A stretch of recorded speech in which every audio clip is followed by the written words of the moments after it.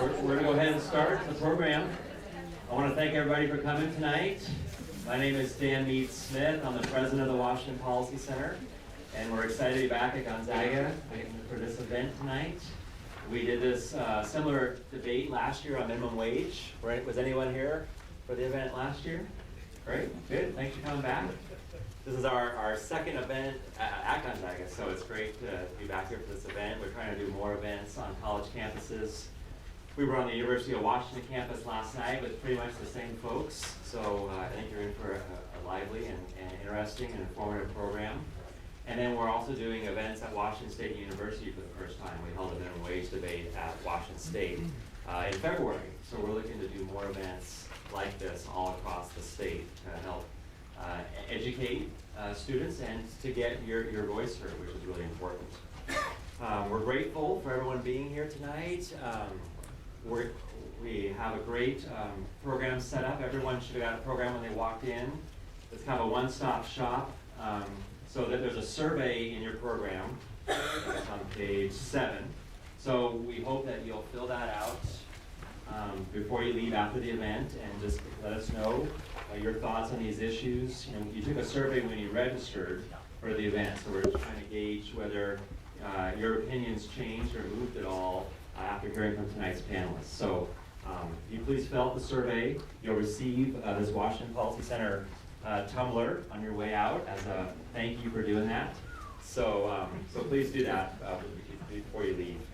And then all of the material from tonight's presenters and from Washington Policy Center is on an online program. So rather than loading it down with lots of paper, we kept the program small, but if you need more information on environmental policy, on climate change, and from our panelists, we have an online program that we assembled just for this event. So you can get it from our homepage. It's right on the homepage of washingtonpolicy.org. We're also taping the event tonight, so we'll have it on our website here shortly. And then last night's event was on TVW, so it'll be on TVW's website too. So folks that weren't able to come tonight, you'll be able to access it via our website to watch both events. I want to thank the Gonzaga Business School for partnering with us tonight. I want to just turn over shortly to Professor Brian Herzog. They partnered with us again this year for this event, and just wanted to give Professor Herzog a chance to say a few things about Gonzaga School of Business. Thank you. I'll be short and sweet, hopefully.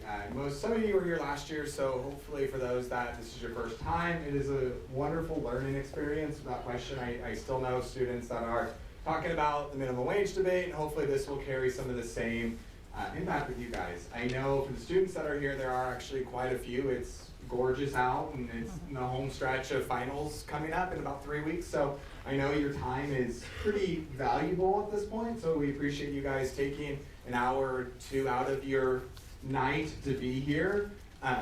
Fortunately, we're doing a Wednesday night. Last year we had a Thursday night event, so it was a little bit of a struggle to get all the students to come, but you guys showed up, so we appreciate that. But again, one of the things with hosting these events is it's pretty easy for us. Chris pretty much sends me an email and says, hey, do you guys want to sponsor this with us? And I sort of say, sure, and then Chris does all the work.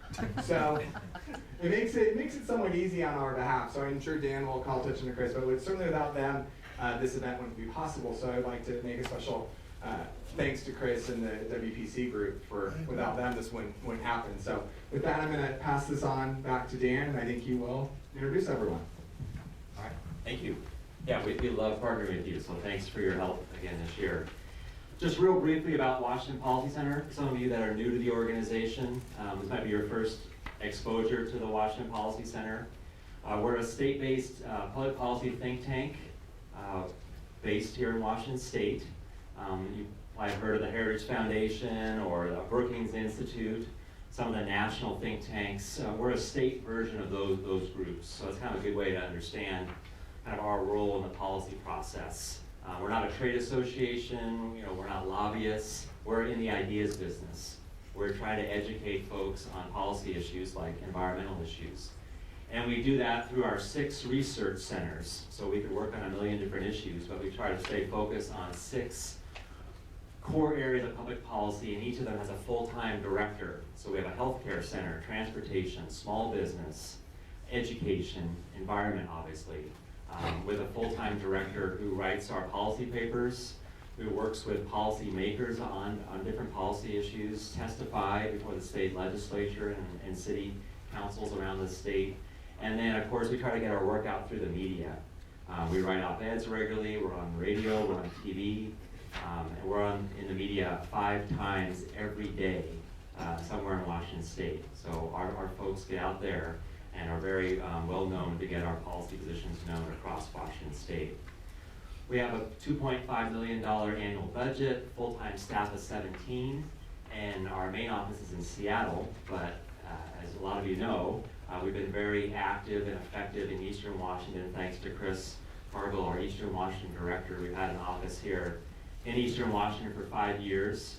Chris is based in Spokane, but kind of the whole half the state from the Cascades to the Idaho border is really Chris's office. It's kind of a global office covering Eastern Washington. So it's been very good for our organization and I think for the state to have a free market voice on policy issues in Eastern Washington. We also have a Young Professionals program, which is putting on the debate tonight. We have a Young Professionals board of about 15 folks all over the state who help us market our materials to folks in their 20s and 30s. They hold their own networking events, they hold their own events like this. And we'd love for you as college students to get involved with our Young Professionals program. I know a lot of you are in Spokane here for the school year, but you might be back in the Puget Sound area or other parts of the state for the summer. So we encourage you to join our Young Professionals program. You can join for just $20. And then all of our Young Professional events are free. And you receive our weekly emails and you receive our publications. So you can join our Young Professionals program on the back of the survey if you want to join tonight. And we hope that you do. 2 programs that we offer for college students that might be of interest. One is an internship program. So we hire 2 interns every quarter, so about 8 per year, working out of our Seattle office. So again, if you're home for the summer, it's a great way to get experience in public policy, working at a think tank. It's a very competitive program. We have lots of applications for just those 2 spots each quarter. But if you're interested, and it's also open to graduates too, so we've had lots of folks who have already graduated that want to get experience working at a policy group. I encourage you to apply for an internship with us. And then we also have a scholarship program. So we have a $5,000 a year scholarship program that you can use for tuition, or you can use for an internship on Capitol Hill back in Washington, D.C. It's only open to female college students. It's through our Jennifer Dunn Thompson Scholarship Program. Jennifer Dunn was a member of Congress from our state who passed away about 10 years ago, and her estate left us some funding to provide this scholarship. So this is our 5th year doing it. The deadline for you, unfortunately, is tonight.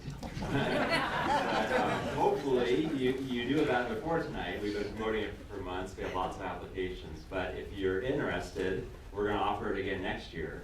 So you can mark your calendars or make a note to apply for next year's scholarship. This year's current scholarship was Stephanie George, a student at Washington State University, who's interning with Kathy McMorris Rogers' office back in D.C. So we're excited to see the applicants for this year, and I encourage you to apply for next year's scholarship, unless you want to try to cram in an application in the next few hours. So those are some of the programs that we offer, and again, I encourage you to join our Young Professionals program. We've started a club at the University of Washington. So we now have a WPC club at the University of Washington. We're going down to Pullman tomorrow because after our debate down there, we had several students who said, hey, I want to start a club at Washington State University. So we're interested in starting clubs around the state. And if folks are interested in a Gonzaga club, we'd be more than happy to talk to you about doing that for the next school year. But we're trying to start more WPC clubs on different college campuses. And with our Eastern Washington office here in Spokane, we'd love to get something going in the Spokane area at some point. So with that, let me introduce our moderator, and she'll be running the rest of the show for tonight's program. I mentioned we're back again at Gonzaga, and we're back and thrilled to have Nadine Woodward as our moderator again this evening. A lot of you know Nadine from her role as an anchor here in the Spokane area for over 20 years. She was at the CBS affiliate. Now she's at KXLY, the ABC affiliate. So she's a very familiar face to a lot of you, I'm sure. She's the anchor of the KXLY News at 5, 6, and 11. So we appreciate her squeezing this debate into her very busy evening schedule. In addition to her work at KXLY, she's dedicated her time to many charitable organizations in the Spokane area, like the Anna Ogden Hall, Union Gospel Mission, Alzheimer's Association, and the American Heart Association. And her full bio is in your program as well. She grew up in Vancouver, Washington, and went to the University of Portland. And again, we're excited to have her with us to moderate tonight's discussion. Nadine? Thank you, Dan. Thank you. Also to the Washington Policy Center for putting on this event tonight and asking me to be a part of it. I was fortunate enough to be part of last year's minimum wage debate. That went really, really well. So excited for what's going to happen here tonight as well. So let me tell you a little bit about what we're doing. Of course, you know that the subject matter tonight is climate change, but what we want to ask is whether or not the programs and policy that we have in place are effective. So it's going to be a lively discussion, equal time on each side. It's a panel discussion, and we're going to begin with 5-minute opening statements from each side. I'm going to run down a little bit for you on the format tonight. After the opening statements, we're going to ask a series of questions to both sides. Each panel will have 2 minutes to respond, and they can divide it up any way they want. As you can see, there's going to be 3 panel members on each side.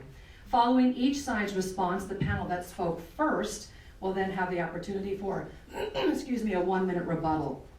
And we can continue the discussion at my discretion if we think that it needs more time on any of these questions. Now at 2 points tonight, I'm going to give one panel the chance to ask a question to the other panel. This should be interesting. The panel receiving the question will have 90 seconds to respond. The panel asking the question will then have a 90-second rebuttal. And then after a period of time, we're going to open up questions submitted by all of you tonight. So we're going to ask you to keep your phones ready. We would love for you to text a question, and the number is on your screen. It's 509-593-1677. So keep your cell phones handy, but please silence them for tonight. And then at the end of this discussion with the panel members and my questions, we're going to open up your questions to them too. We'll get to as many of them as we can. So we talked about your program. There is an area in your program, page 9 for notes, page 7 for the survey. We would love for you to fill out that survey. Let us know how we're doing, and you can drop it off at the registration desk at the end of the night when you walk out, and we'll give you a WPC tumbler. All right. Sound good? Yeah. Okay. Also, one last thing, to keep everything fair and moving smoothly, we ask that you don't applaud or give any response to what's being said. We're just going to keep it cool and chill and quiet. So, all right. But we would love it if you give a great response as I introduce our panel members tonight. First off is Todd Myers. He is the director of WPC's Center for the Environment, one of the nation's leading experts on free market environmental policy, also the author of the 2011 book, Eco-Fads. Todd is a designated Wall Street Journal expert panelist for energy and the environment. He served on the executive team of the Washington State Department of Natural Resources. Todd has a master's degree from the University of Washington.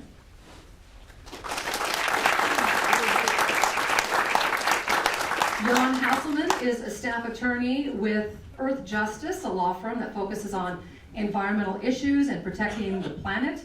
Jan has successfully litigated a number of regional and national issues, including salmon under the Endangered Species Act, stormwater pollution, coal-fired power plants, and forestry. He has a history degree from Wesleyan University, graduated magna cum laude from Boston College Law School, where he was the executive director of Boston's Environmental Affairs Law Review. Jan, thank you. Andrea Pinabell is the Director of Environmental Sustainability and Global Citizenship for Starwood Hotels and Resorts Worldwide, based out of Connecticut. She's responsible for the sustainability efforts of the company. That includes the Westin and the Sheraton hotel chains. Andrea leads Starwood's goal of a 30% reduction in energy consumption and a 20% reduction in water consumption per room by 2020. And we're going to find out more how they plan to do that. That should be interesting. Thank you. Calvin Priest is a political organizer and activist with the Socialist Alternative Party in Seattle. He is the campaign manager for Shama Sawant's Seattle City Council re-election campaign and is an elected member of the Socialist Alternative National Executive Committee. Mr. Priest, also a graduate of the University of Washington.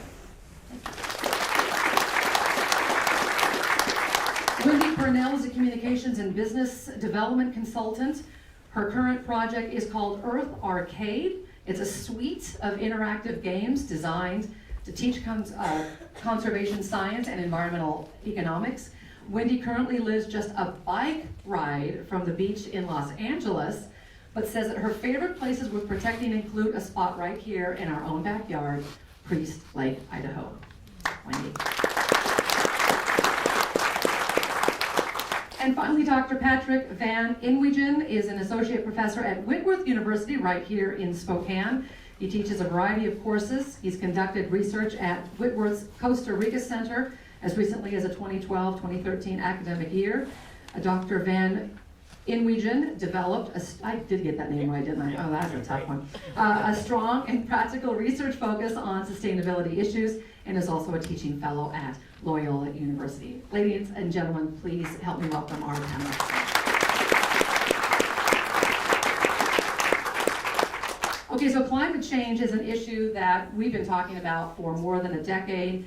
Still, there's much disagreement over the risks involved in addressing this hot button issue of late, especially. The question we're asking tonight is whether the government or the free market should lead in finding solutions to climate environmental policy. And we're going to begin with opening statements.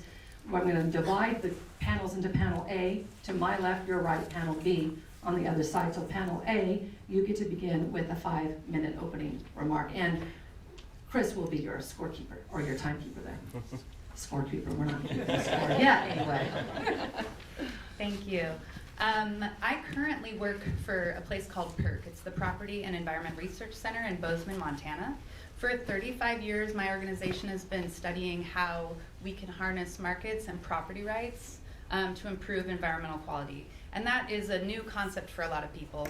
So I want to break down 3 examples of how that has worked successfully in the past. The first is through Catch Shares program.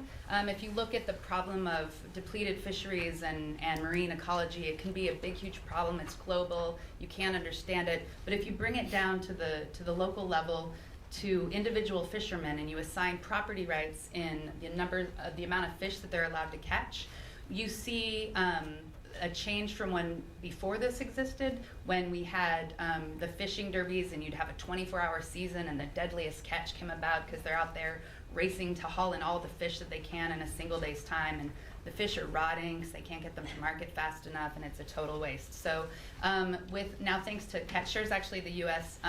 Fish and Wildlife Service just published numbers today. Depleted fisheries are at an all-time low because Catch Share programs have been enacted in places, not just in the United States, but around the world. Another place where we've seen property rights that are not tradable is with water rights. In California, people do have guaranteed rights to water. Right now, that's a big deal with the drought. But they're not allowed to trade those rights. Even though that's not technically allowed, the Nature Conservancy has found a really awesome way around that. One of the problems with the drought is there's not enough wetland habitat for migratory birds. So the Nature Conservancy has said to rice farmers, we know you can't sell us your water, but we do know that you're allowed to use your water to flood your fields. Rather than flooding them at the time you'd like to plant your rice, we'll pay you to flood your fields when the birds need the wetlands. So they've effectively used a market solution in a place where there's not a free market, but that is a market solution, and and it's been used to create pop-up wetlands in California. The third area is a place where there is also not a free market. In Nicaragua, where I used to do conservation work, it is illegal to harvest turtle nests. Totally illegal. It's the beaches are patrolled by armed members of the Nicaraguan military. It's a really big deal. But guess what? That hasn't prevented poaching because there's been a culture of taking turtle eggs for hundreds and hundreds of years, generations. So what we do with my organization that I used to work with, Paz Pacifico, founded by someone who went to Gonzaga, is we go in and we actually recognize the traditional rights to harvest turtle eggs, and we say, hey, look, we know that if you take those eggs to market, you're going to get $50 for this nest. Well, we're going to pay you $51 to leave those turtle eggs in their nests, and allow them to go back to sea. So that's a place where there's not a market, there's not a property right, but we're creating property rights by recognizing the traditions. The only reason that we're able to do what we do in Nicaragua successfully is because we work really well with the members of the local coastal community, and that includes hotels who help educate the tourists that come down. And I'm going to hand it over to my hotel colleague now. Thank you. Nice transition. So I work for Starwood Hotels and Resorts. We are a Fortune 500 company, about $6.5 billion in revenue last year, and we are located in just over 100 countries. We have about 1,200 properties, from very urban areas to very small resorts. And we're only able to do that and be successful when we partner with the communities, and we're able to leverage a lot of the innovation and a lot of the culture that stems from those local communities. So through that free market and through supporting the economic stability of those communities, it therefore then helps our organization as well. And I do have one example of an innovative free market approach, which is our Make a Green Choice program. So how many people have stayed at a Sheraton, Westin, W, St. Regis, and have chosen Make a Green Choice? It is a forward-thinking, innovative program where you forego full housekeeping, and we incentivize you to participate in our environmental conservation programs. And by foregoing housekeeping, you either get $5 food and beverage voucher or 500 star points. And through that, we have been able to save over 380 million gallons of water, and we've had over 6.5 million takes. So 6.5 million rooms over the course of the last 3 years have used Make a Green Choice. Okay, that's it for the panel A. Panel B, 5 minutes. Okay, I'll begin my comments excuse me, with what I believe pretty much everyone on this panel agrees with, and then I'll move to arguing why it is better for government to lead dealing with the problem of climate change. There are 3 general areas of agreement that are important to state right up front. First off, the debate is about emphasis. None of us think that this is an all or nothing, no government or all government. The question is who should lead? Where should the emphasis be placed? This is important because the reality of our society is a complex dance of governments, including city, state, local, international, but also for-profit organizations ranging from mom and pop shops and grocery stores and hotel chains and multinational corporations, but also nonprofit organizations, churches, schools, investment clubs, sports clubs, and also the people who interact and engage with all of these social organizations. The second area of agreement is, is about the scope of the problem. Climate change is massive. It involves almost every aspect of our consumption, how we move, the energy we use to light and heat our homes, how we produce what we consume. The scope of climate change is also massive because it touches on so many other issues, traditional environmentalism like saving animals and majestic places, but also civil rights and poverty and international development and international security. All these things are integrally tied to the climate issue.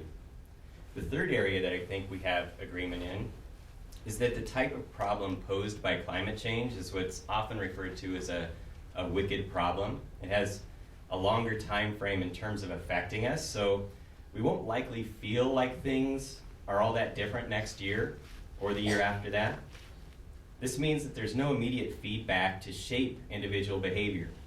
We don't see something when we fly on an airplane that tells us that it's carbon intensive. It's also a wicked problem because people are often encouraged to be free riders. It doesn't matter whether or not I ride my bike, then why should I? But this is also true at other levels or higher collective levels. If it doesn't matter that Gonzaga becomes carbon neutral, or even if the state of Washington becomes carbon neutral, or even the United States, because the rest of the world will still produce so much pollution that it will still be too much. So if we're likely to agree that everyone needs to be involved with this massive and wicked problem of climate change, I believe that disagreement comes in what is to be done, who should lead. I will give 4 quick reasons why governments are better suited to lead dealing with this issue, and I'm sure more will come up in our discussion. First, governments play a particular role in establishing our system. They set the rules that should be fair so that competition and free will promote human flourishing. Second, governments are better suited to deal with collective or public good problems. Governments set and maintain rules so that the rest of society can act in a way that promotes the public good. They can put prices on bad behaviors and support good behaviors. They eliminate the free rider problem by making everyone participate. And they have the capacity to affect everyone in their jurisdiction. Third, governments also have the ability to pressure other governments globally. The federal government is probably our best hope of getting other countries to agree to reducing their emissions. It can work with other countries to ensure that the rules promote global public good. Finally, governments should lead because they're better than the alternatives.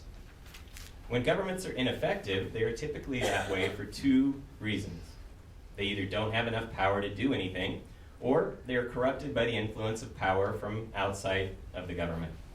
The solution to corruption is not to weaken the government or to allow the corrupting influences to have more say. The solution is to make government more transparent, to make it responsive to the public.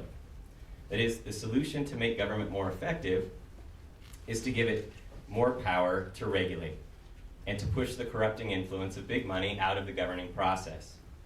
Allowing free market to lead is the opposite of both of these solutions. The climate issue is a massive, wicked problem that requires the good work of all sectors of society. The best way to mobilize those sectors is with transparent, democratic government playing the role, playing the role of looking out for the public good. Waiting for the free market to address this issue will leave us with exactly what we've inherited.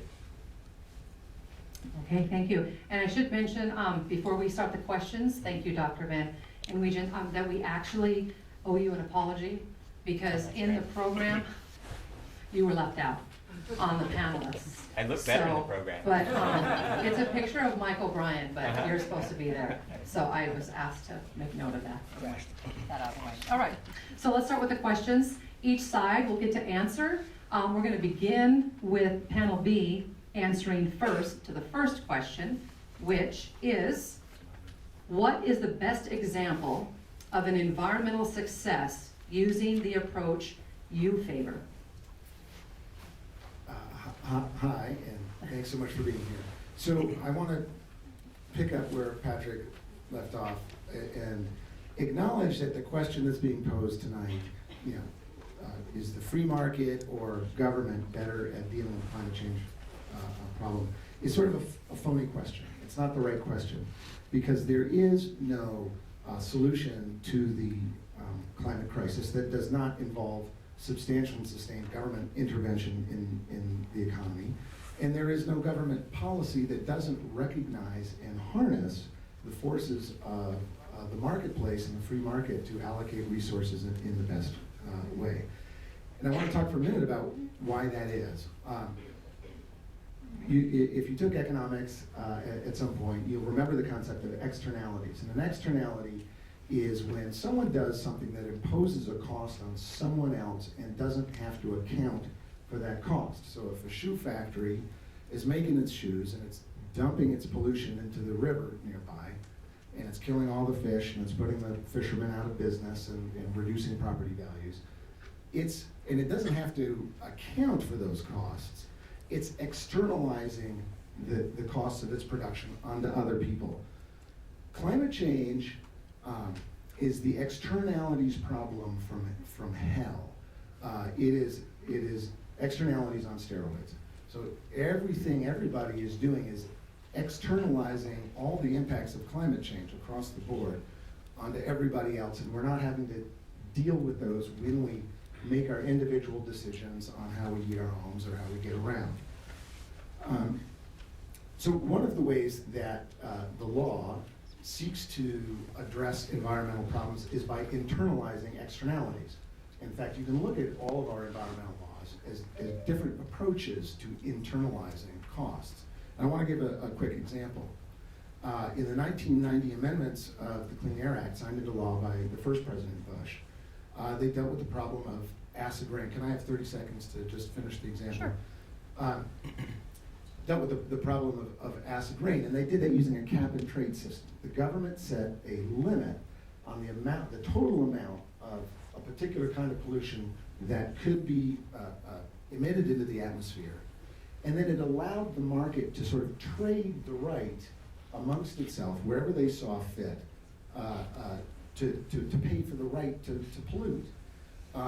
This was widely regarded as one of the most effective environmental solutions in history. It very quickly eliminated a huge portion of pollution, and it did so in a very cost-effective way.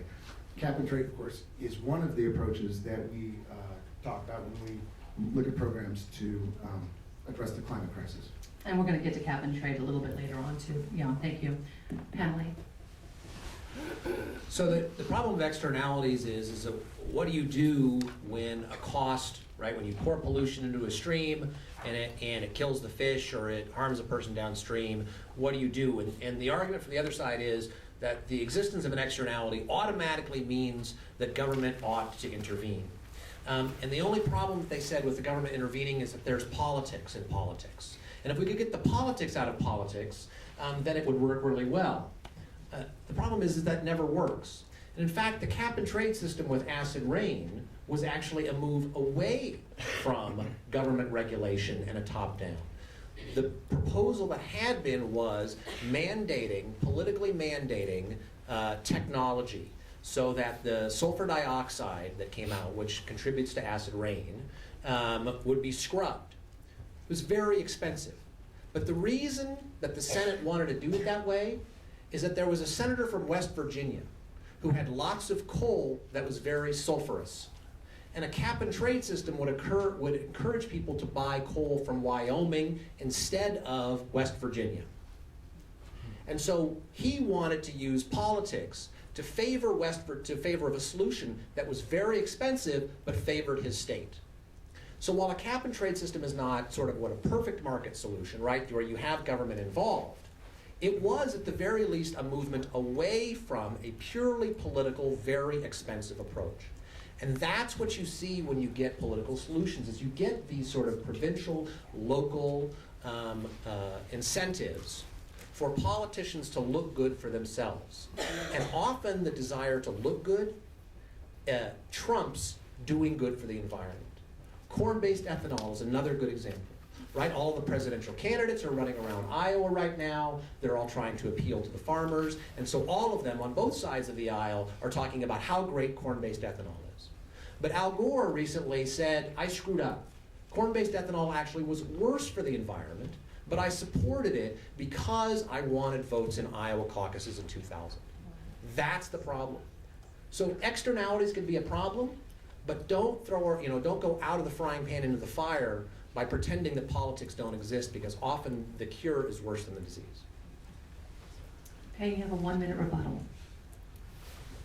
Sure, and it should probably come as no big surprise to anybody, no matter what your political leanings, that politicians do and say stupid things all the time. And, I don't think any of us would deny that. I don't think that means then that policy has no role in solving problems. I mean, one of the pieces of rhetorical slipperiness that I see happening sometimes is when it comes to environmental policy, the Republican or the conservative side of our politics fights like fights very hard to prevent the adoption of comprehensive policies. So we wind up with sort of modest policies that reflect compromise and are far from perfect. And then the same people who fought them say, neener, your policies don't work very well. And that's a matter of some frustration. You know, Todd mentioned technological approaches. You know, we do have a very frequent use of technology forcing approaches to environmental regulation that are frequently wildly successful. Montreal Protocol was an international agreement to phase out CFCs that destroy the ozone layer. And it was simply a requirement to stop using particular kinds of materials. Again, it was wildly successful. The market responded. The problem is on its way to being solved. All right, thank you. Our next question, panel A will begin answering first, and it is, environmental solutions are solved over the long run. How does your approach solve problems for the long run? Turn it on. One of the reasons that I like the approaches that I've used in the past and why I believe they're successful is because just as science is a constantly evolving body of knowledge, a discovery process, as we learn more about the issues that we're facing and try to come up with ways that we might tackle those issues, so are markets constantly evolving. It's the constant interaction of you two and the three of you and us up here and ripple that out over the time. It's the nature of markets is a dynamic nature. It's about having individuals be able to react to the particular knowledge of time and place, to quote Hayek. And as we learn more and more about you can look at the huge problem of climate change, or you can talk about addressing the individual problems that emerge with changes in our climate and what that means for people on the ground and animals. And the marketplace allows us to respond and address those problems rather than trying to have some czar of climate try to understand all the knowledge that isn't even out there yet and lay out solutions for things that we may or may not be able to predict are coming. So I imagine we have more time. I would just add to that is we mentioned earlier about 30-20 by 20. It's our commitment to reduce our energy and emissions by 30% and our water by 20%. We knew that foundational initiatives would only get us about a third of the way there.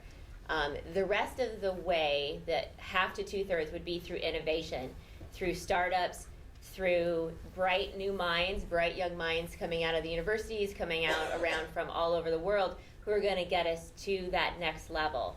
And it's through those innovations, not through policy, but through thought, through think tanks, through somebody sitting in their garage and saying there has to be a better way, and being able to scale that across 1,200 locations just for my company, but in a lot of other companies, that can really make change, not just for today, but over the long term.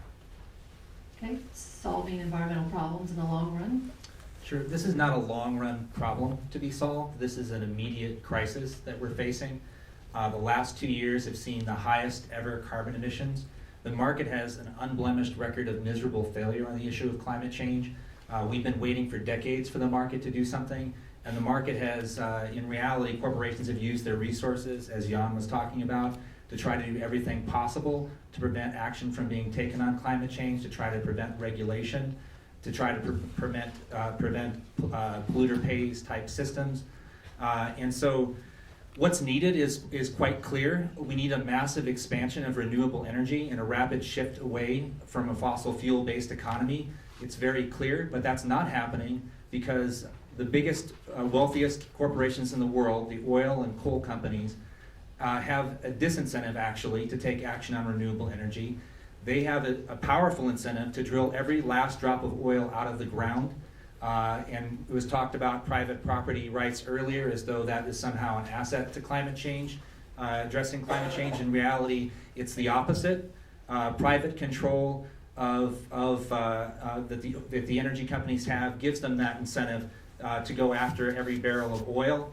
It gives them a powerful incentive to oppose subsidies for renewables. In reality, subsidies for fossil fuels are many times higher than they are for renewable energy. And that's because of the huge lobbying weight that these oil companies have. And so the solution is quite clear. We need a massive public expansion of renewable energy, and that needs to be paid for by taxing the rich and taxing corporations.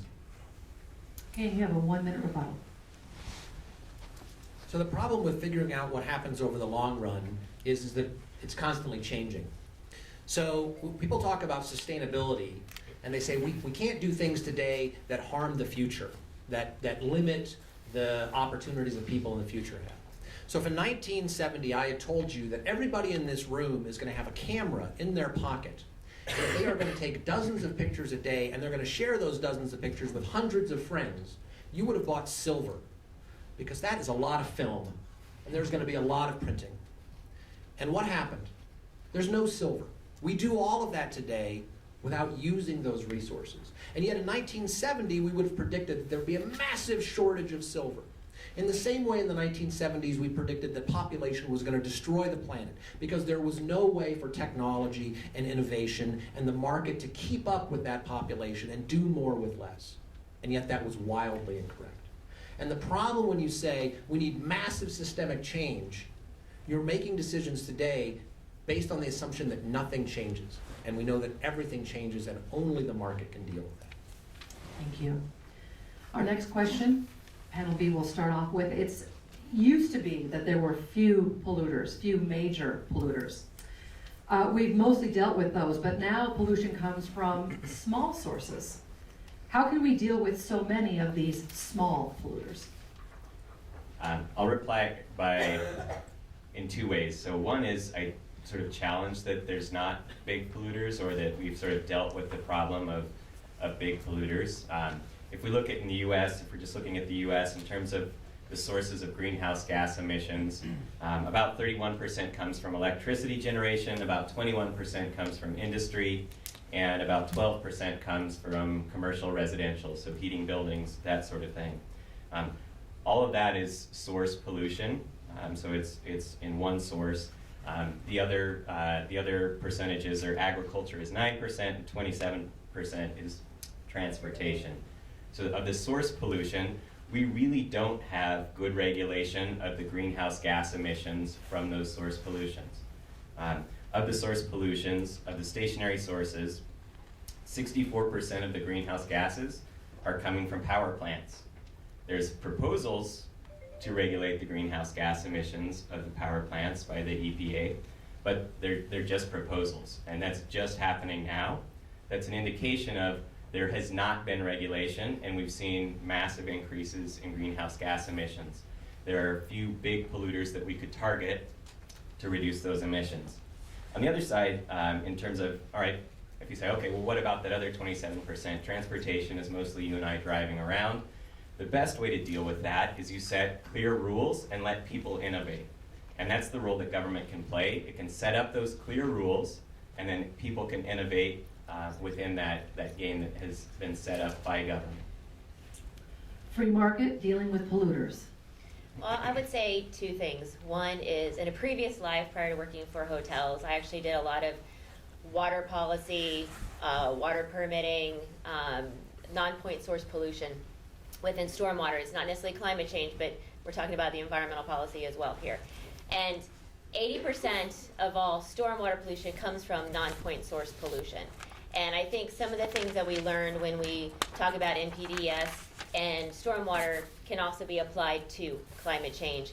And that is that a little bit of the tragedy of commons, but you had free market solutions, you had technologies that came in that took care of or helps to eliminate or alleviate some of these non-point source solutions, like green infrastructure, like bioretention.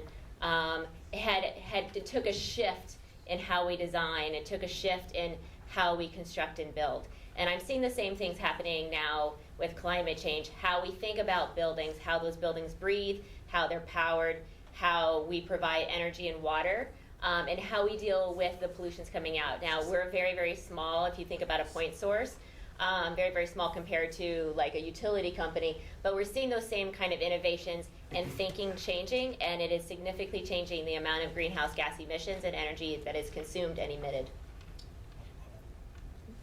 Let me just add this, that the way that, you know, the problem is not the oil companies, the problem is all of you who use the oil. And each of you uses the oil in a different way. And some of you have big cars, and some of you have little cars, and some of you carpool. And the answer to how each of you can reduce your consumption of energy is unique to you. Only solutions that harness the knowledge that you have individually about what works for you are going to work. One-size-fits-all solutions don't work very well. Incentivizing particular technologies or requiring everybody to do a similar thing.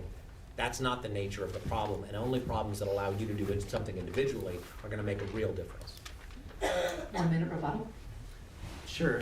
Well, this is a bizarre premise that this is mostly the big polluters have been dealt with.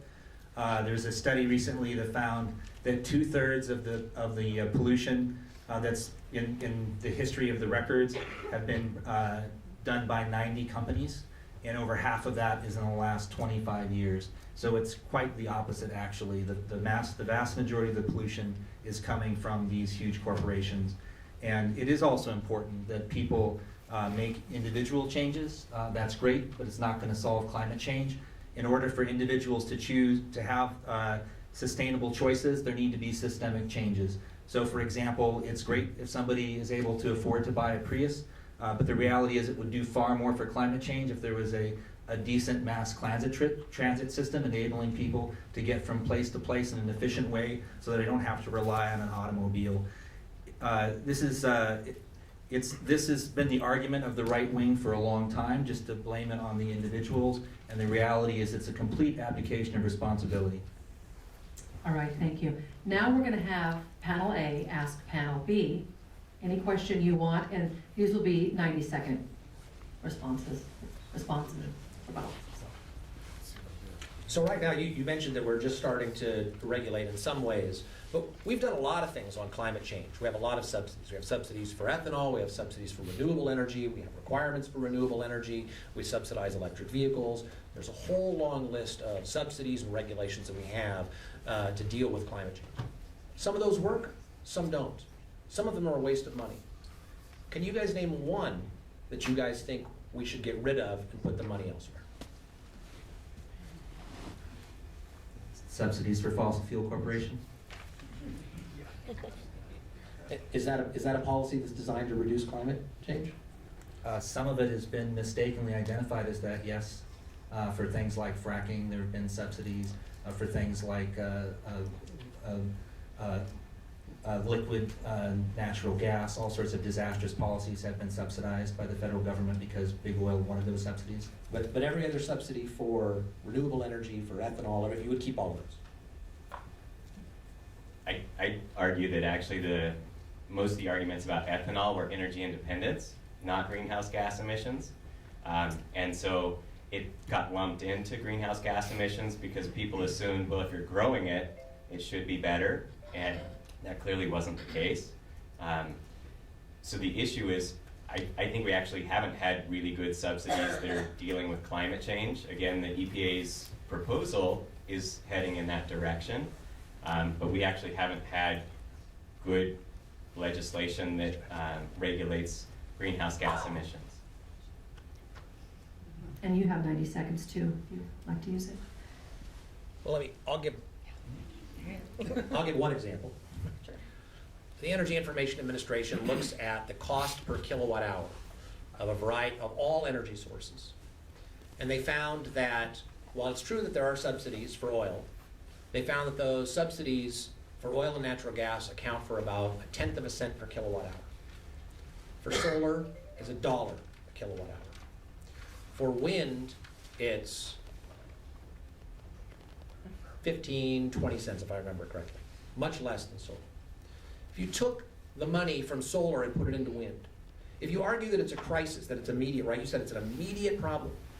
And yet we're spending money and we're getting nowhere near the bang for our buck with solar. We do the same thing with subsidies for electric vehicles. If you buy a $90,000 Tesla, you get $20,000 in tax breaks. If you can afford a $90,000 Tesla, you don't need $20,000 in tax breaks. Okay. You're gonna buy that car anyway. That's nice to put in your pocket, but the car is what's selling you. Wasting money like that doesn't help the environment. And the fact that we can't find ways to move money to where it works better shows that there's a real problem with the way we think about environmental problems. All right, our next question will begin with panel B, and it is, if climate change is less serious or more serious than we believe it is currently, how can your proposal adjust? Will we have regrets about adopting your approach? I just want to say before I answer the question, Todd, it's so refreshing to hear someone on the right wing opposing tax breaks for rich people, even though it's just that 6 Tesla drivers. So what if it turns out to be less serious? Well, I guess my first response is we all better hope and pray really hard it's less serious than people think. If you look at what I look at, we're staring at some pretty overwhelming and terrifying changes to our planet. There's studies showing 30–40% of all species on Earth going extinct in the next century. We're talking about places like Bangladesh, which will be underwater, and there will be 150 million people that are very unhappy. Talking about major flooding, major storms. So, I sure hope it's less serious than these projections. And the only hope of having that outcome is a radical transformation of our economy away from fossil fuels and towards renewable energy and conservation. So what's the answer? The answer is put a price on carbon. Take that externality of everybody pulling carbon out of the ground and putting it into the air and make them account for it, make them pay for it. He was talking about subsidies. The biggest subsidy of all is the cost-free pollution of the global commons, of the global atmosphere, because that is imposing those costs on the people in Bangladesh and the people who care about species and everything else. It is important, so that's a market solution led by the government. Have the government enact policies that correct a market failure. Now, it is important to recognize that there are things that the marketplace is very good at, and there's things that it's not so good at. And one of them is assigning value to things that are hard to put a dollar figure on. I mean, what is the dollar value of a species that might go extinct?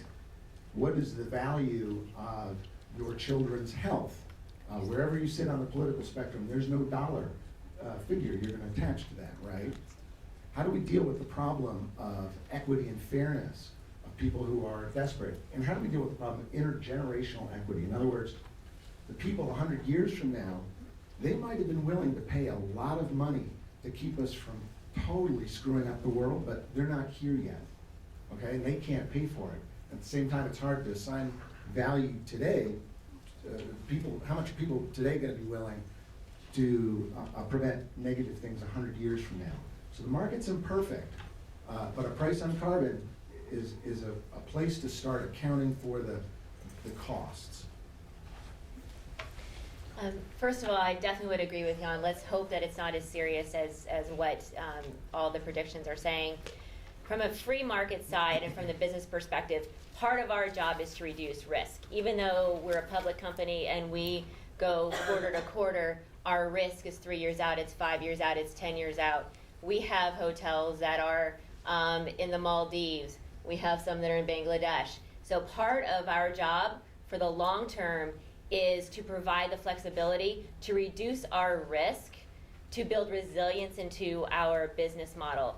And that will incorporate whether it's less or more severe, because part of what makes businesses sustain over time and bring stability not only to our company but also to those communities is being able to reduce the risk and reduce the costs and provides for the economic infrastructure for the communities. You have a 1-minute rebuttal. Can I take that? Oh, I think we Oh, you're going to finish? Oh, I'm sorry. You have another minute. Okay. When I talk about working in Nicaragua, I'm talking about a place that will be affected by climate change in a much bigger way than we will be here in the Inland Empire. And I am talking about people who are desperate, and I'm talking about people who live in extreme poverty and have for generations. And what my colleagues there do, and I want to point out they have like stickers of Augusto Sandino and Che Guevara on their trucks. They're not free marketeers, but they do employ solutions that we celebrate at PERC as market solutions. But one of the things they're focused on is not just building ecological resilience, making sure there's enough biodiversity to absorb some of the energy as storms move across the ocean, and restore mangrove forests to ensure that we're not going to lose all of the coastline when the next big storm comes in. We're also talking about economic resilience, because if you don't have adequate shelter, if you don't have stores of food, if you don't have refrigeration, climate change and the next big storm is going to wipe out your village for at least a generation. 1 minute rebuttal. So for the last couple nights, I've had the opportunity to hear about some of what Wendy and Andrea do. And I think it's totally fascinating, interesting, very useful work. The work that Wendy's doing in Nicaragua is precisely the kind of work people all over the world need to be doing to prepare for a changing climate.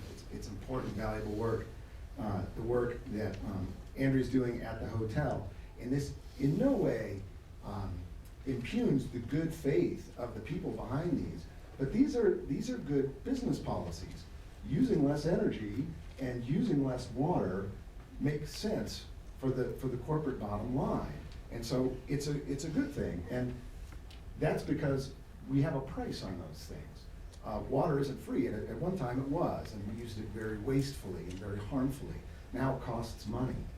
The one industry that is leading more than any other on climate change is the insurance industry.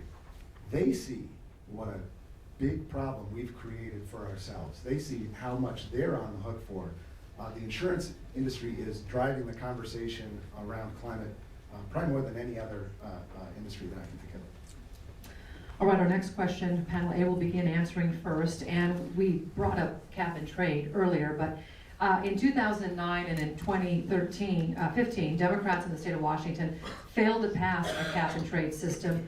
Why would we try this same approach again? So some of you are familiar with what's going on in the legislature right now. They're still in session. The Governor Inslee proposed a cap and trade system, and some people know what that is, but let me just describe it real quickly since we've mentioned it. Basically, a cap and trade system is where the government sets a target. Here's how many emissions, either of sulfur dioxide initially or now of carbon dioxide, and then that declines over time where you hit the target that you want to hit.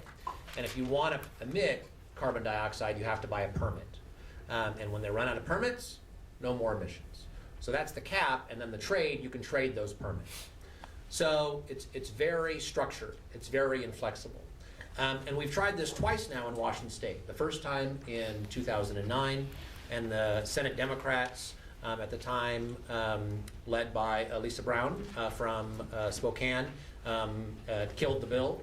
And they've tried it again this year. And while the session's not over and technically everything is still alive, the House Democrats did not include the system in their education or their transportation budget, which is where the governor wanted the money to go. So it's died again. And the problem is that when you go for political solutions, and we've talked about the need for sort of global big solutions. When you go for global big solutions, or when you go for very political solutions that focus on one side, and you don't appeal across the aisle, you're going to fail. For 10 years now, we've been trying in Washington State to come up with a coherent climate policy. And each time we do it, we say, well, what should we do? That failed, what should we do this time? How about more of the same? If you think that climate change is a real concern, you need to do things that work.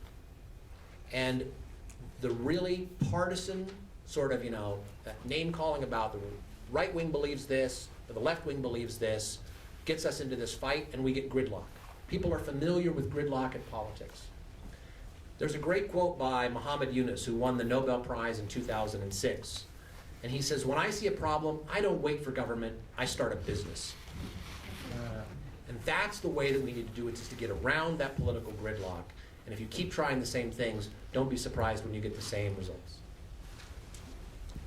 So the question is, why try again? I think the answer to that is pretty clear, because if we gave up every time we faced Republican obstructionism, we would never get anywhere.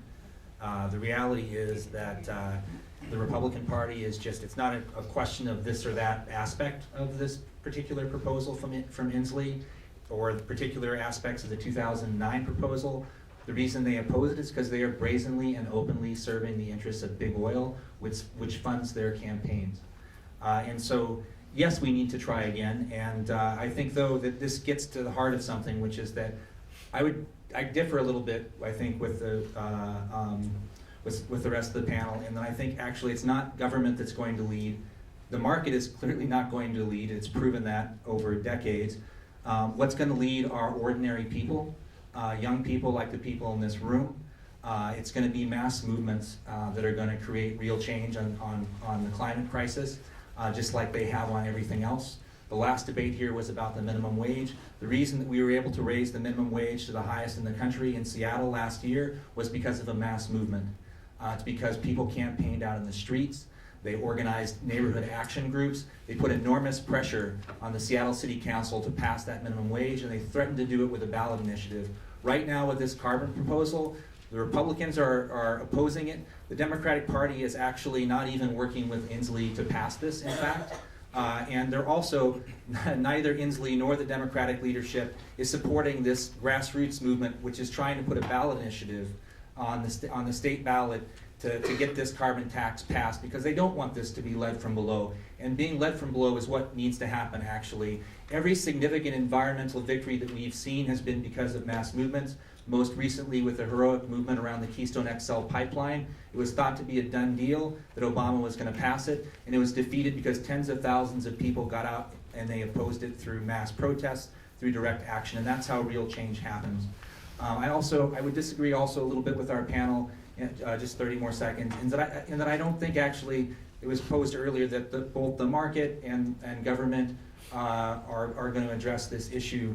I think the market is the obstacle to this problem, actually. I don't think it's going to be part of the solution. I think that this system is fundamentally, the capitalist system is fundamentally incapable of dealing with this issue. This is a global problem, and it needs a global solution.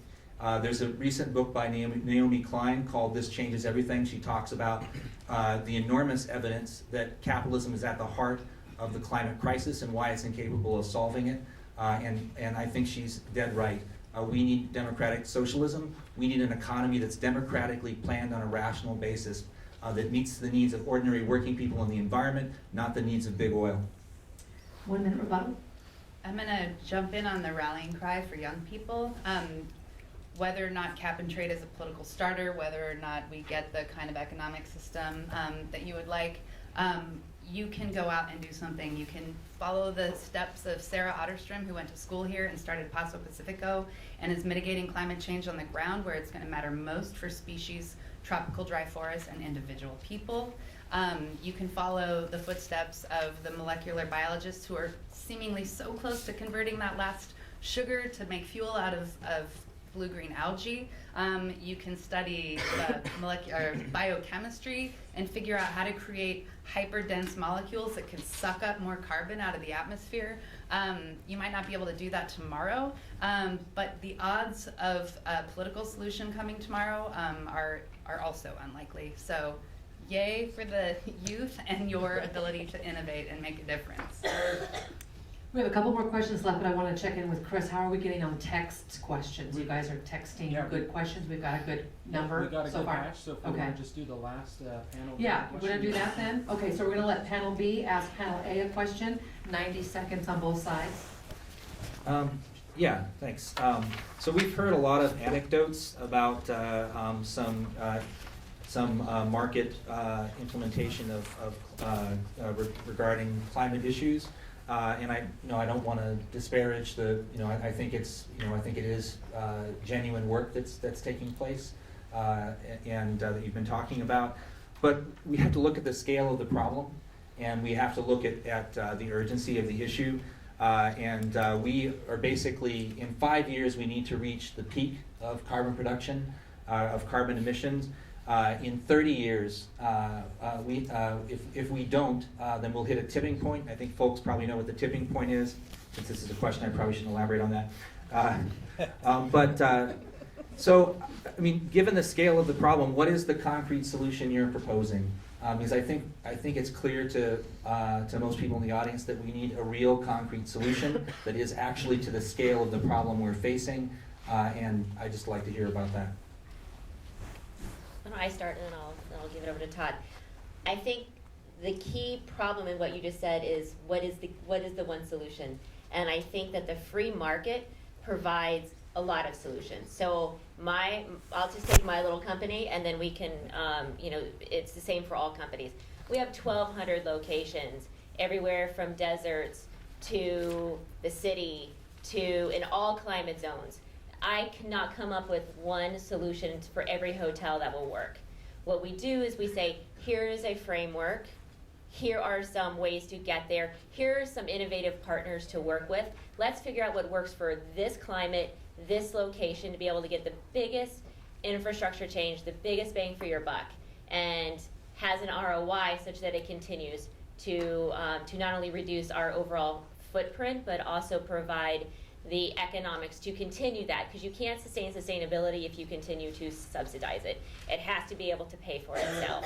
And so having one solution will never work, because we're not the same from place to place, and innovation is coming out every day. We thought we would get that last 2/3 over the last 10 years of our goal, and we got it in the first 3 years because innovation was coming so much faster. So the one thing I like about this is that oftentimes people who advocate public policy and government solutions say, if government doesn't do it, nothing will happen.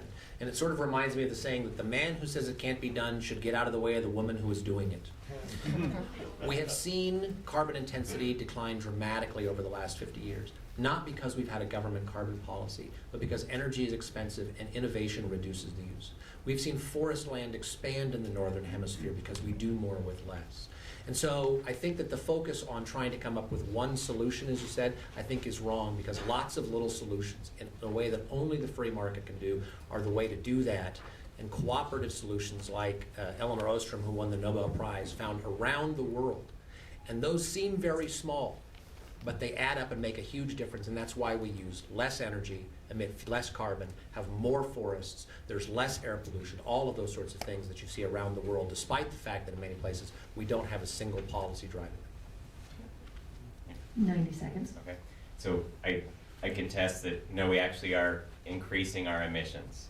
So those are going up. And the role that government can play is to set the framework for all of that free enterprise to happen. If there's not a referee, then the game gets skewed, and the players play dirty, and they cheat, and if there aren't rules, it doesn't really matter that they cheat. But in the context of this scenario, when the government establishes a framework and has a regulatory regime, then that's when the innovation really happens. Both sides have mentioned the sulfur scrubbers and the sulfur as a regulating sulfur pollution from energy. From 1900 to about 1968, the number of patents for sulfur scrubbers, you could count them on one hand. In the mid-1960s, they started regulating sulfur as a pollution. From about 75 until the last few years, there have been over 75 patents every year on just sulfur scrubbers. So having that regulation actually encouraged that innovation. It encouraged the free market to solve things. And that didn't happen in the 60 years beforehand. Anyone else? They're out of time? 10 seconds. 10 seconds, Alvin? Can you do it in 10? I don't know. No, you can try. All right, so WPC's Chris Cargill's been collecting all your textual questions. All right, we have plenty of texted questions here, so we'll start with this one. Very important. What is the role of transportation choices in impacting climate change? How does a well-designed public transit system provide climate benefits? And let's start with panel A, and we're gonna do these in 1 minute answers if you can. Well, I think that it's one part of it. Not everybody can take public transit or wants to. Public transit is not just obviously about carbon reductions, it's also about opportunities for people who can't afford cars and other things like that. So there are other ancillary benefits. But it is for a specific audience. There are other people who carpool. There are other people who will buy fuel-efficient vehicles. There are other people, there's a company in Redmond, I grew up in Redmond, and there's a little company made of her called Microsoft. And they have this thing called Skype. What about telecommuting? You telecommute 1 day a week, you essentially reduce your fuel use by a fifth. So all of those things make a difference. And what was valuable previously may not be valuable tomorrow. In Seattle, I don't know if you have this, but Car2Go, these little tiny smart cars that you can essentially rent by the hour. A Car2Go is more fuel efficient than public transit in Seattle. Means you get more miles per gallon per person than you do for public transit. That's the way you deal with it. So public transit is not, it plays a role, but we shouldn't say it's the be-all, end-all. There are lots of elements to this, but it's the biggest single way that we can address the enormous impact of transportation. We actually have greatly increasing use of public transit in Seattle. At the same time, we've been seeing just funding under constant attack. And of course, in particular, it's happening on the state level. But it's a transformative difference in the amount of in the carbon impact, whether somebody owns and drives a vehicle or they use mass transit. A lot of people aren't aware, but the reality is there's an enormous carbon impact on just the production alone. So even if you don't drive it very much, each person owning a vehicle, you know, if the, what is it now, 7 billion people living on the planet, all of them own a vehicle, that's a gigantic impact on the climate crisis.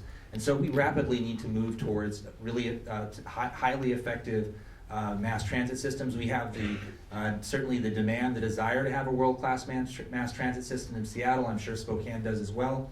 But instead what we're seeing is funding under constant attack from the corporations who dominate both the leadership of the Democratic and Republican parties.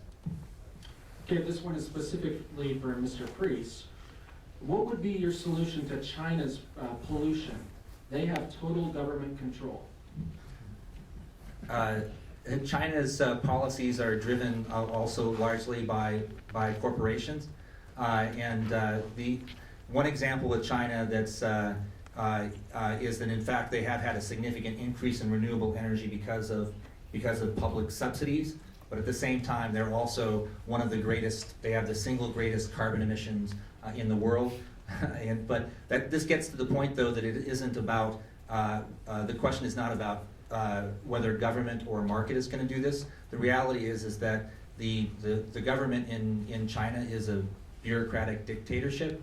And it's not representing the interests of ordinary people in China. It's not representing the interests of the environment, and it is not going to lead the way on climate change. It's going to be ordinary working people in China who are going to get rid of this dictatorship, who are going to bring about a movement towards sustainable energy in China. Did you guys want to respond? Sure. And I would say that China is an interesting place. We have a lot of growth in China, and what we have seen is that China is sort of where we were when the Clean Air Act and the Clean Water Act came out. There has been a lot of pollution. There has not been a lot of regulation. It has been very closed off, and the people have said it's enough. There's a lot of innovation coming out, smartphone apps where you can see the particulates, parts per million on your phone for your school, for your hotel, for where you spend your money. And people are choosing where they send their children to school in order for health and safety. There is a movement to bring in corporations who do care about sustainability and do have this integrated into their business because they are sort of fed up. And so I would agree in the fact that it is going to be a massive amount of, the people who are going to be changing that. And what we have seen, though, is that the Chinese government is open and willing to have those conversations, which they had not been in the past. And Jan wanted to say something about China. Want to do that? Yeah, I wanted to address this as well, because it comes up a lot. When you talk about climate policy, it often comes back to what about China? And it's a fair question. It's a legitimate question, because China has overtaken us as the world's largest carbon emitter. There is no solution to climate change that doesn't involve China. Those are facts. That said, there are some important equity considerations, starting with the fact that our per capita carbon emissions dwarf theirs.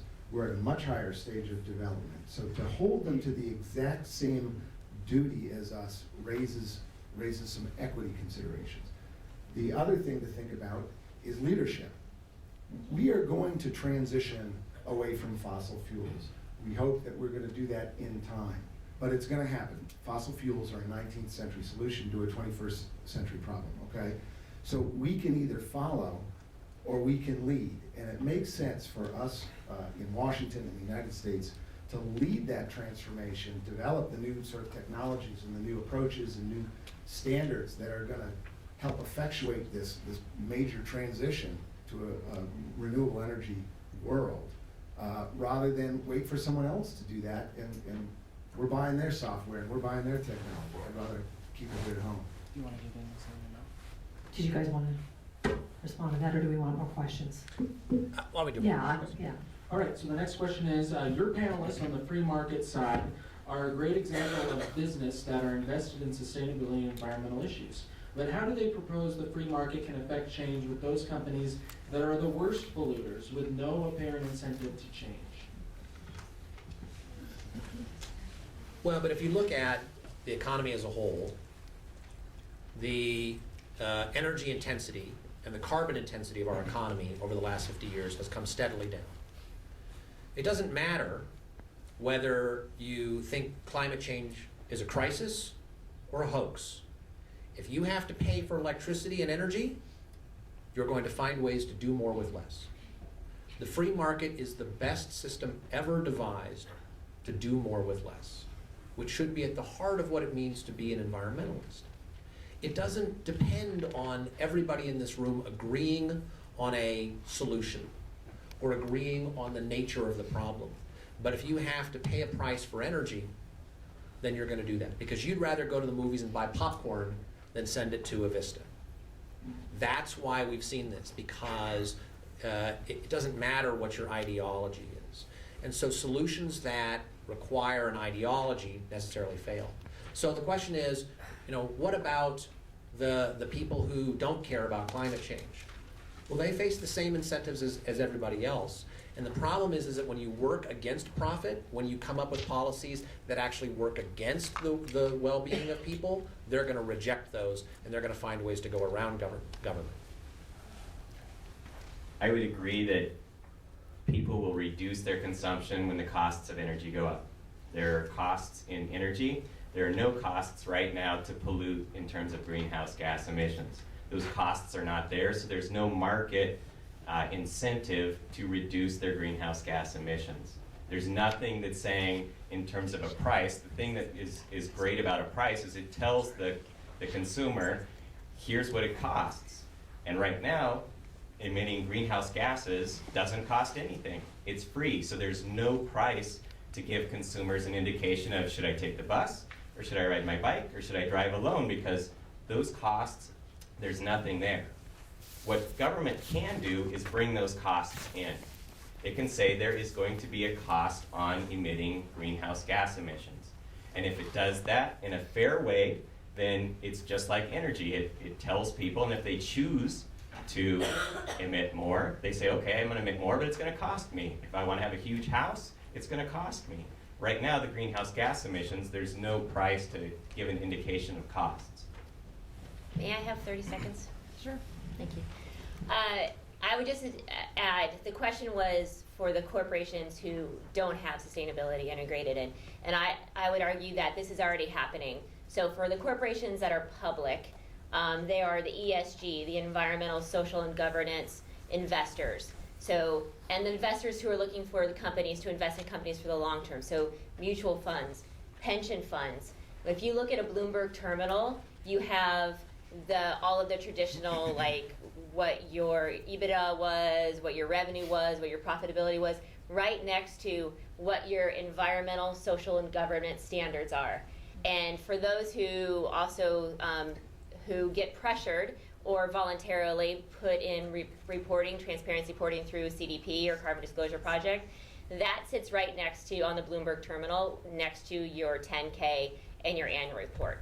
So I would actually argue that the corporations that are not necessarily invested in this or don't have it integrated in are being forced to at some level because of all the investors who are investing in their companies. Next question, 160 cubic yards of concrete for a windmill, rare earth minerals for solar panels. Are these really green energy options just because we can't see the ramifications?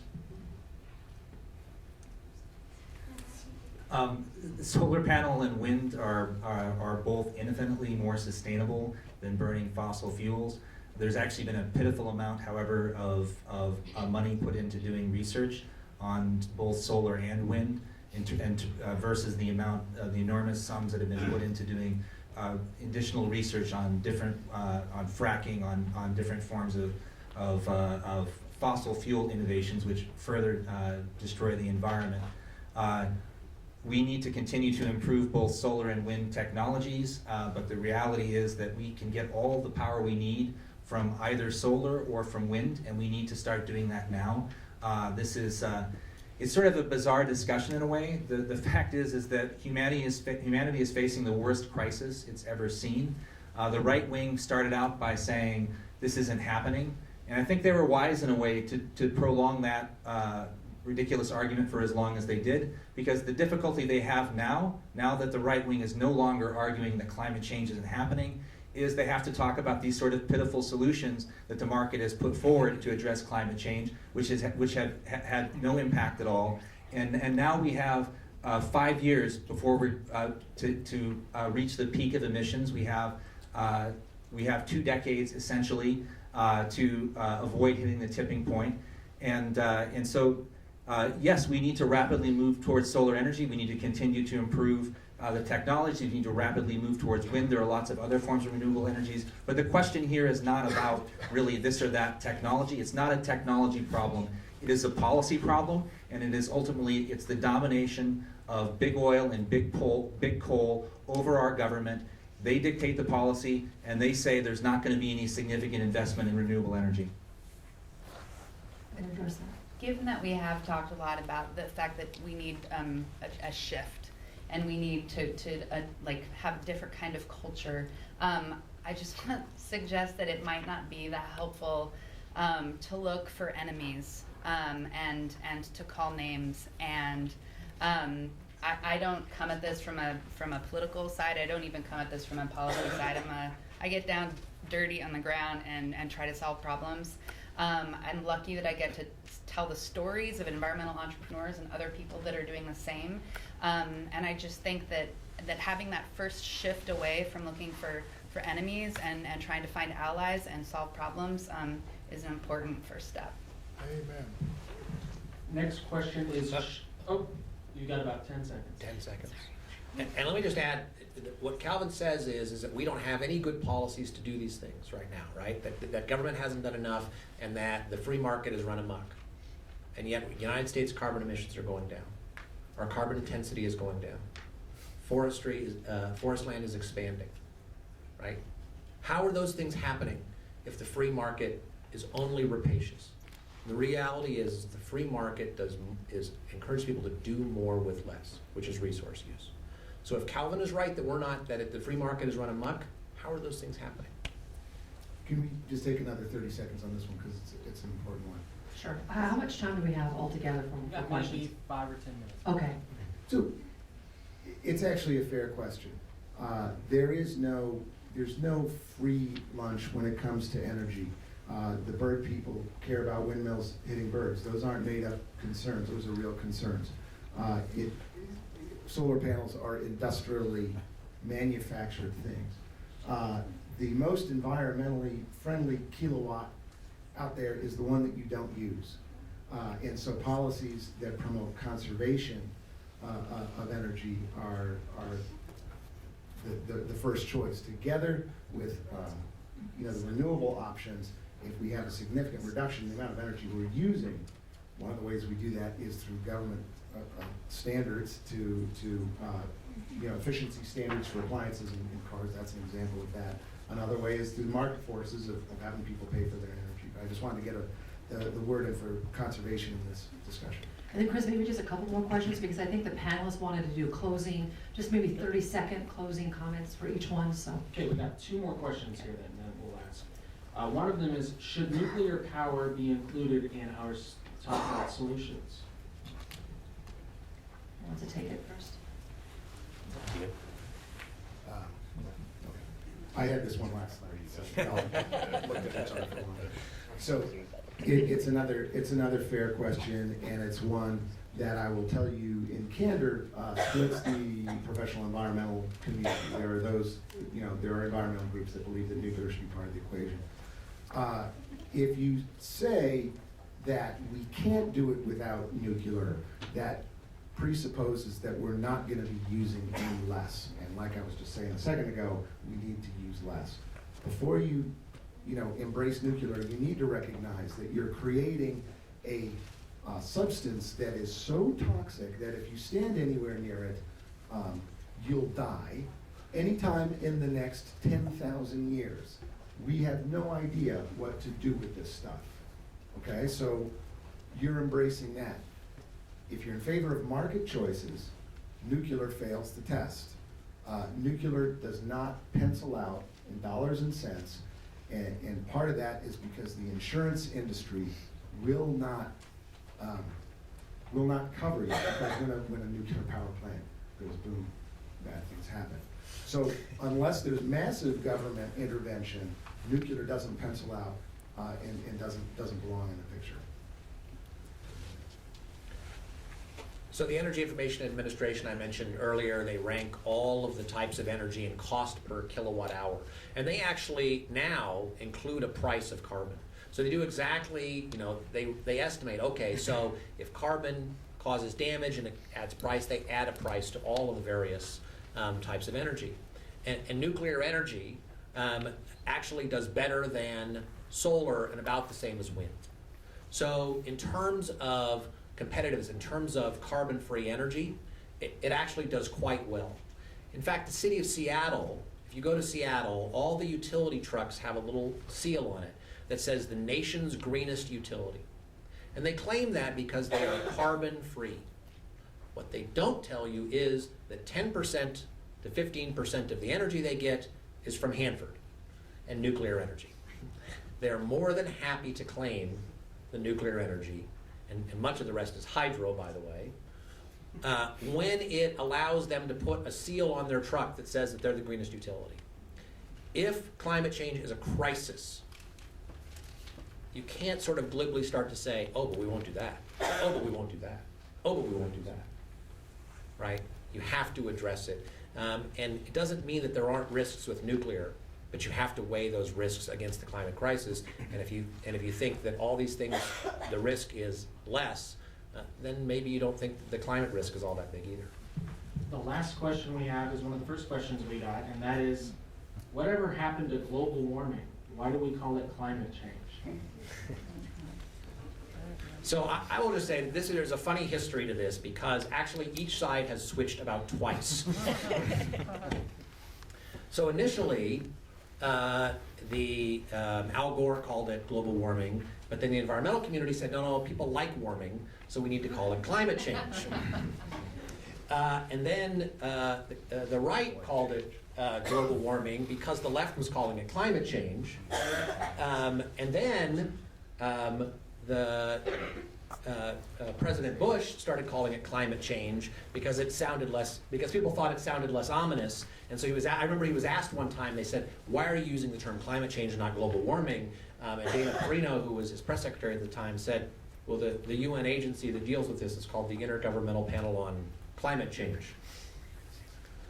The other thing that happens now when people call climate change is that they can sort of point to anything, hot summers and cold winters, as evidence of change, as evidence sort of imbalance.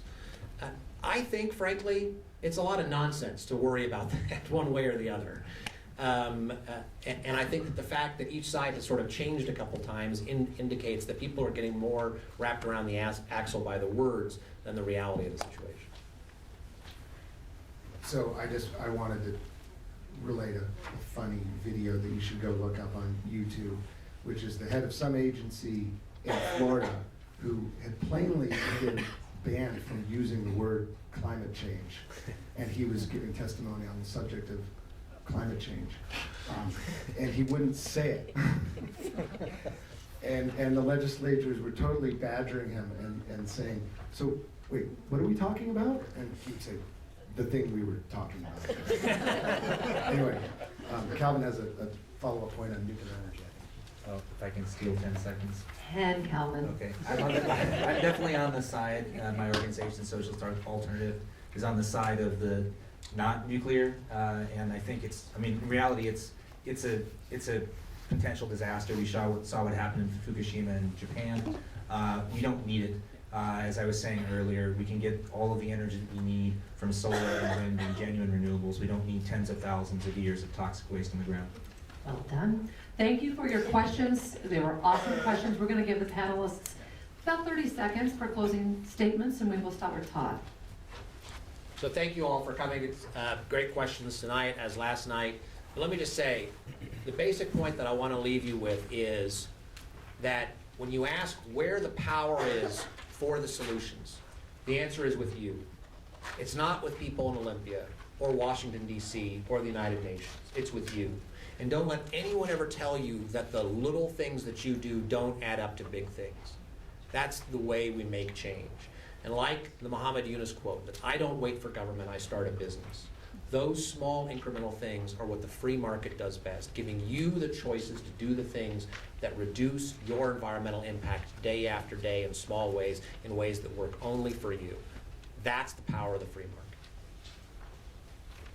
Thanks, Todd. I would just add that within free market and with corporations, to be able to leverage, to activate 100,000 people, 200,000 people, no matter how big your company is, and with those little things like, in my business, turning off the light, not running the water while the housekeepers are cleaning the bathrooms, those little things add up, and they do create change, not just for our goals, but those are things also that our associates, who a lot of them are hourly, can go home and use those same skills that they learned at work and save money in their homes. And that provides them with more money for food, for health care, for clothing, for all the other things that families need. And so to have a corporation actually provide those skills trainings that can translate is a real benefit of the free market. I want to thank Spokane for coming out for this tonight. I grew up down the street. I keep talking about Sarah, who went to school here, but she and I went to high school at Meade, and we're two little girls from Spokane that have gone out and done our hardest to make a difference. I started the first environmental education program in the Czech Republic. Sarah started Paso Pacifico. Another member of our class went to law school here at Gonzaga, and he now is on the Renewable Energy Board for the state of Kansas. So little kids from Spokane, I know you're not all little kids, and I know you're not all from Spokane, but the people in this town can go out into the world and make a difference. So keep it up. Do you go back to Priest Lake often? 'Cause I know that's a... Not as often as I'd like. So I would echo the other panelists' comments in saying that you can make a difference, and the best way that you can make a difference is in pressuring the government to take and set up the rules so that we all behave in the same way, or that we all can thrive, or we all can participate and innovate and come up with these creative solutions. Those only happen when we've got a fair system of rules so that people can play by those rules. The governments are best able to do that. They're able to do that in terms of putting prices on carbon, but they're also able to do that in terms of regulating and monitoring greenhouse gas emissions, and they currently aren't doing that. Simple rules like that would make it so that all of these individual things can come together and really matter. I do appreciate the sunny optimism from the other panel. And I do think there is reason for optimism, not because I think that we're going to get there without actually developing a real solution, but because I mean, today actually, I don't know if folks know this, but all around the country, people are out marching, protesting for a $15 minimum wage. It's the largest ever turnout for protests for 15.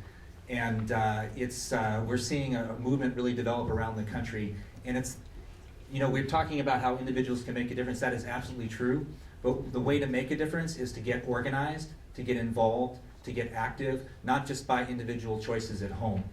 Because it is that collective struggle that changes history, that has always changed history. And we do have to be aware of I mean, there was the point was brought up about calling names, et cetera. And it's not about calling names, it's about knowing what actually is involved, what the forces are on each side. The Washington Policy Center, which organized this debate, is actually an opponent of 15 and have organized against it. And so there are two sides to this. The two sides are the needs of ordinary working people in the environment and the needs of big corporations to maximize their profits at all costs. And Jan talked about this earlier. It's about externalities. It's actually sane behavior on the part of corporations to try to externalize every possible cost and to maximize profit by doing so. And they will continue to do that. And we are going to die waiting for the market to solve the climate crisis. And I don't think that we should do that. I think we need to get involved. We need to build an enormous mass movement that can force governments to act and that can fundamentally transform the way that the economy works. And I believe that is going to require democratic socialism, because capitalism itself is not capable on an international level of doing what's required. So being in this particular setup reminds me of the best climate change editorial cartoon I've ever seen. And here's, I'm going to describe it to you and see if this works. So it's a form just like this one, a big panel. It says Climate Summit. And there's a big board here that says benefits of renewable energy. And it has this big long list of, you know, healthy children, energy independence, saved rainforest, less pollution. And there's this guy in the back with his hand up, and he's all crabby, and he says, "What if it's all a hoax and we've created a better world for nothing?" We are at a very exciting time in history. I believe we are at the cusp of a transformation that is about to start happening incredibly rapidly away from fossil fuels towards renewable energy. And like everybody else, I invite you to be a part of that in whatever way that you see is appropriate. Thanks so much for being here and listening to us. Thank you, panel members. Thank you, students. Chris has a couple of things that he wants to say. Briefly, I know you guys probably have homework to do. Who got extra credit for coming tonight? That's what I want to know. You did? You got extra credit? Way to go, teachers. All right. Well, again, thank you very much to our panelists. Let's give them a round of applause. And we also need to give a round of applause to our great moderator. Maybe we're